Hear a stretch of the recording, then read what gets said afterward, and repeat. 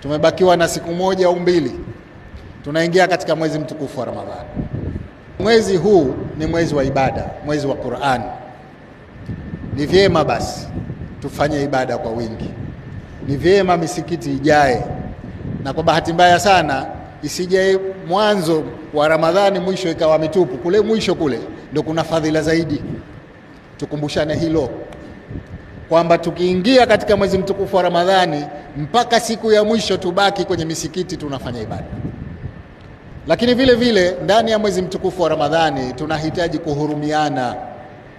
Yako makundi ndani ya jamii uwezo mdogo, tunahitaji kuwahurumia.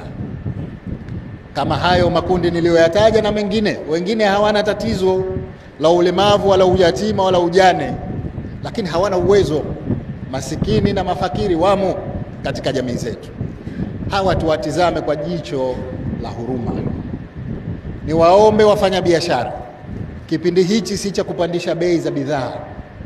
Kipindi hichi ni cha kushusha bei katika kuwahurumia wasiokuwa na uwezo. Kwa hivyo katika hili tuendelee kukumbushana, bei za bidhaa zisipande kwa sababu tu ati Ramadhani imeingia. Hiyo itakuwa ni kwenda kinyume na maagizo ya Mola wetu.